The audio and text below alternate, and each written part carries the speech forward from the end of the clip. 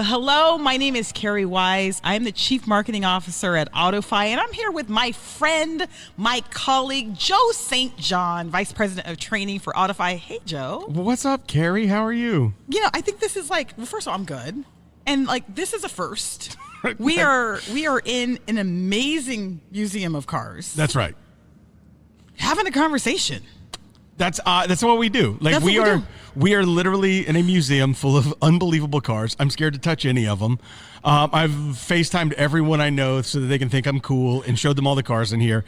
And we're sitting down just talking, and it feels like I think you and I just sit and talk a lot. Yes. And there's so much goodness in it that I'm excited for us to actually record it and put it out there for people to know what's going on in the world of automotive. Yeah, I think we both have a passion for the industry. We come at different angles. Absolutely. But it feels like we come to the same conclusions a lot of the time. Yeah, it's really interesting to me that we do come from like wildly different vantage points. And we're like, oh, no. And then we're like, oh, yeah, that's exactly what I'm saying. Like, we're saying the same thing. We're saying the same thing. So I think, I wanted to talk to you right now about what's happening in this business. And like, I love this business. It's really just a lesson on life in general, that you're on this track and things are going along. And then, I'm sorry to cuss, but shit happens. Oh, yeah, bro. Right? Like, things happen. And all of a sudden, you couldn't have even planned for it. And I think what we saw in the industry with the cyber attacks was one of those moments. Like, arguably, one of those most impactful moments in automotive. You were around, right? Like 9/11. Yes. Right? Yeah, I was selling cars then. So 9/11, COVID, like there's these moments. The recession. Oh, I was a finance director when like the credit crisis hit and cash for clunkers were happening. And it was like the whole world was upside down. Absolutely. And then we forgot about COVID, right? Like that's the most recent one. I lost a bet because I was like, it's like the bird flu. And then next thing you know, everything was shut down. It was wild. I was meeting with a dealer today that during COVID, we were doing a bunch of online training. And that's how he got to know me, was being in an online training class. And I didn't even realize that's where it all started from. And now we've known each other for 4 years. And we've done a bunch of cool stuff together. And it all started because we were forced to figure out new ways of doing things, because the ways that we were doing things wouldn't work in the world that we were living in. I almost think in some ways when you've lived through these moments, you're more prepared in some ways, because, you might have been caught flat-footed on the first and maybe the second, but by that third one, I mean, you may be flat-footed, but you're not panicking the way you might have panicked. It reminds me of like in Forrest Gump when they get to Vietnam and Lieutenant Dan's like smoking a cigarette and he's like, don't salute me, they're snipers. And like bombs go off and the new guys all hit the ground and he's like, that's not a big deal. Like you kind of get this grisly, it's part of what I love about this business too, is man, people that work at dealerships are creative and gritty.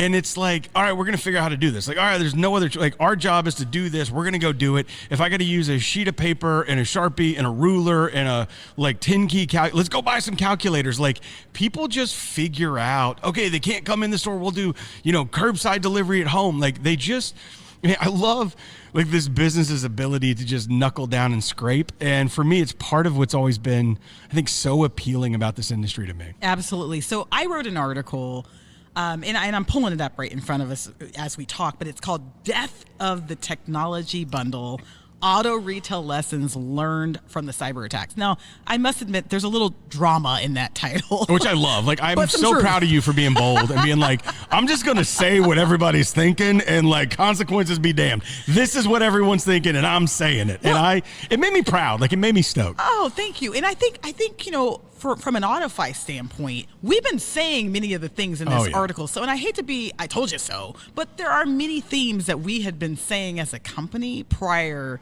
to even the cyber attacks. And so I think for me, at least, it was easy to kind of write that article because a lot of the things I talked about were the philosophies that we've had. I remember you being on stage 3 years ago talking about this and the risks and the break points and the like strategic failures that this approach that people seem to be moving to then was actually creating. And I almost feel like it was like, oh, I've already got all these word tracks. I'm going to put this in an article, and it was done. And I was like, man, like that's truth. Like she's speaking truth about what you hear kind of in the back rooms at the dealerships when you're talking to people that are living this stuff. And I'm really proud of you for writing. It took courage to jump out there and say something in a time when people are all up in their feels, and like it took a lot of courage, and I'm proud of you because it was on the button, and I feel like it was what our industry needed to hear at that moment. Well, my resume has been thrown in the trash though for any of the companies that have technology bundles. Not that I was applying. I didn't write the article. Kerri did. All right, Kerri wrote it. My career is over in certain companies, but that's okay. You still got to put it out there, and I think we care about this industry, so sometimes we have to have these tough conversations to move the industry forward. And so I wanted to talk to you because, unlike me, you're in dealerships every single day. You've been in the shoes, and I want to get your unique perspective. I think, first of all, before we jump into those lessons, we saw a lot through these cyber attacks in terms of dealers coming to us in reaction and saying, "Oh crap, my CRM is out, my DMS is out. I need your help." Yep. I mean, what did that look like from your perspective? Well, it was interesting to me because we've got a bunch of good partners and dealers that we really care about. And, we have a limited amount of resources in every part of the company. And what I saw at the AutoFi side that I don't think anybody outside of our business would see is how many people from different parts of the organization were banding together to try and figure out how to get dealers solutions fast so that their business didn't have to slow down. So what we had was all of a sudden a waterfall of dealers going, "Hey, can y'all help me with your showroom tool? How do we use this to close car deals?"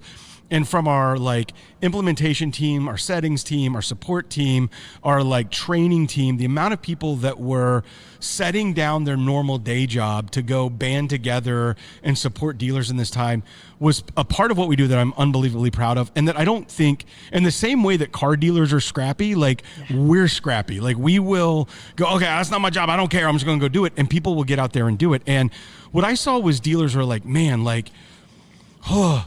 There was two responses. If you watch the content, and there's some dealers out there that have some hilarious videos about the system being down that I was laughing at, and we got to use paper and a pencil. This is crazy. And then we had dealers that were we've wanted to digitize our showroom for a long time.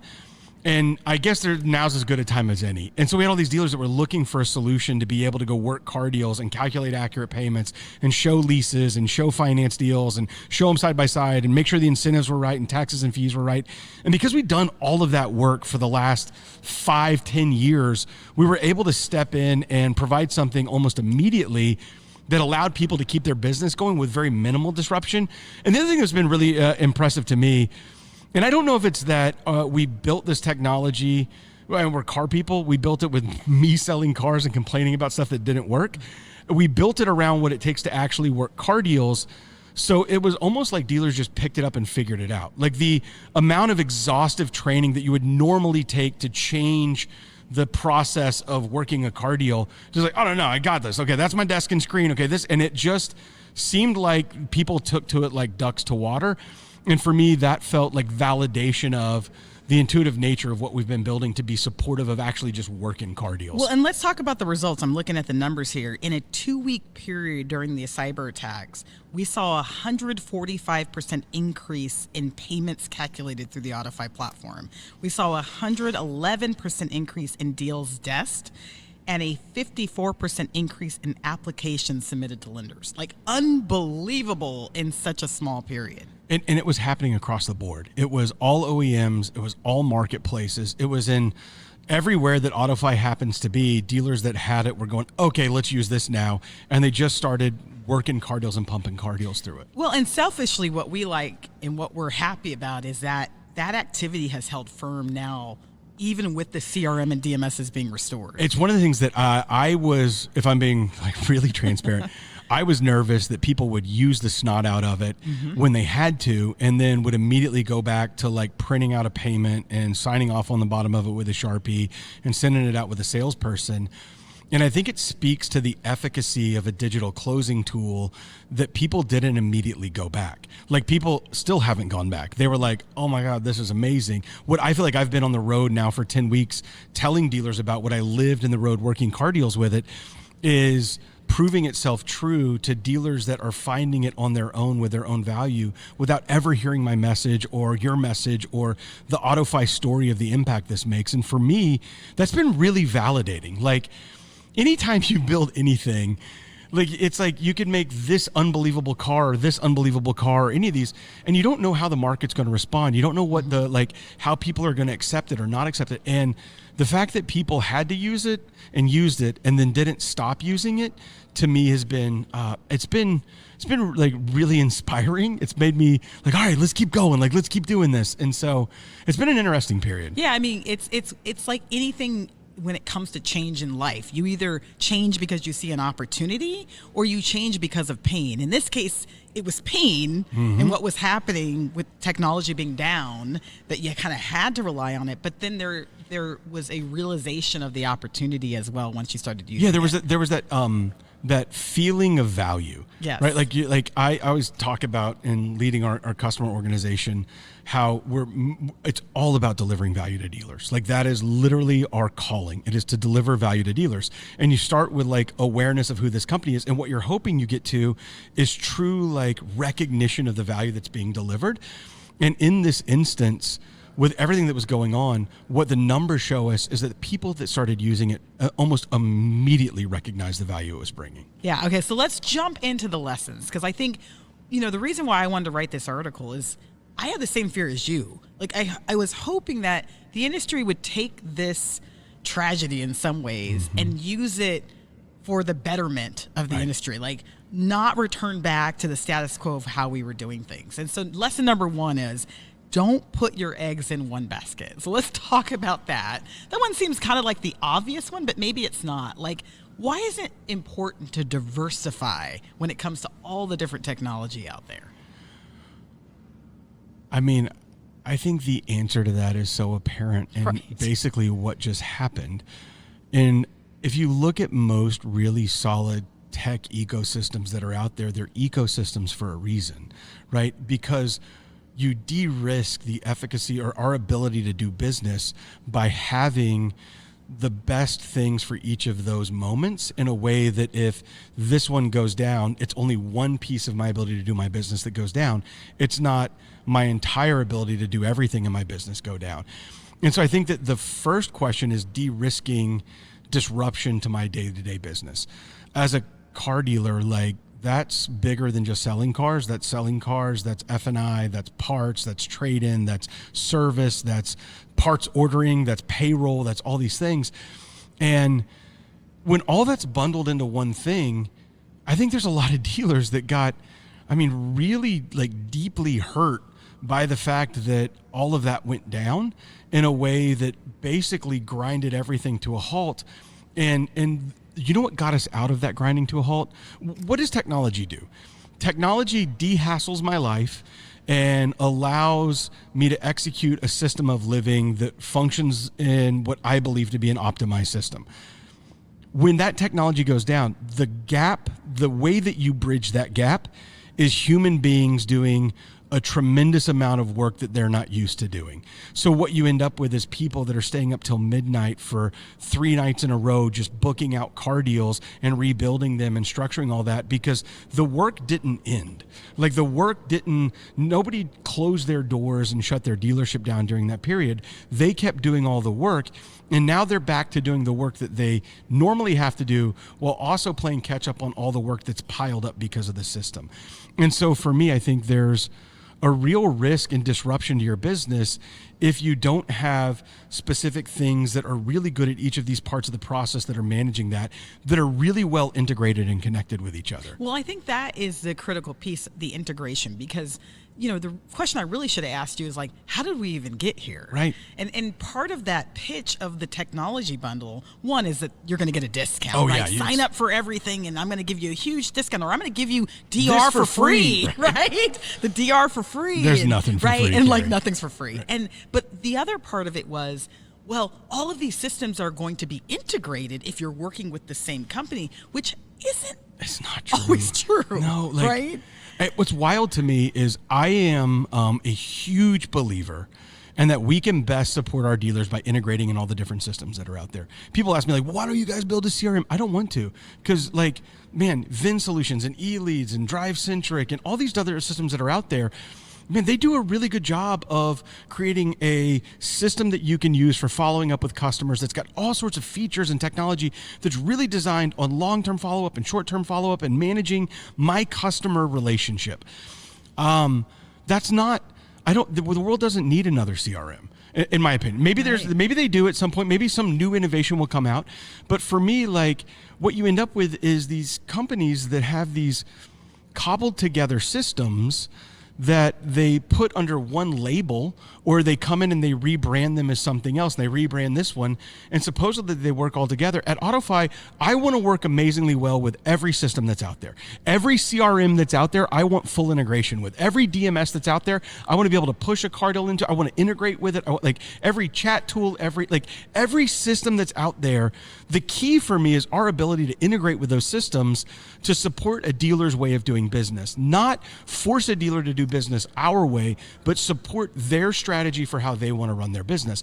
And to me, that's kind of the Silicon Valley playbook. Like that's the idea of like, I'm going to be unbelievably effective at this thing that I'm better at than everybody else, that then everybody else can just plug into, and I can support their business. And it actually benefits them to use us to do this part because they don't want to waste any resources, building this part that's just kind of okay. We've got this nailed down. And so for me, I think that the risk is we've been sold as dealers, and I was sold this when I was a GM, right? Okay, put it all under one roof. Let's bundle it all together. It'll all seamlessly work together. And I don't know if you've heard this being in the rooms with me on the road in the back door, when the back door's closed and we're in the conference room in the back that's got 2 light bulbs that are out and it's 100 degrees, and like all the BS kind of fades away and dealers open up and talk. I mean, I heard a dealer today being like, God, like I hate that I have to use this system for this because this system's really great at this. It is not very good at this. And I think that there's 2 risks, right? Risk number 1, and you call them both out in the article beautifully. Risk number 1 is if it goes down, it disrupts everything.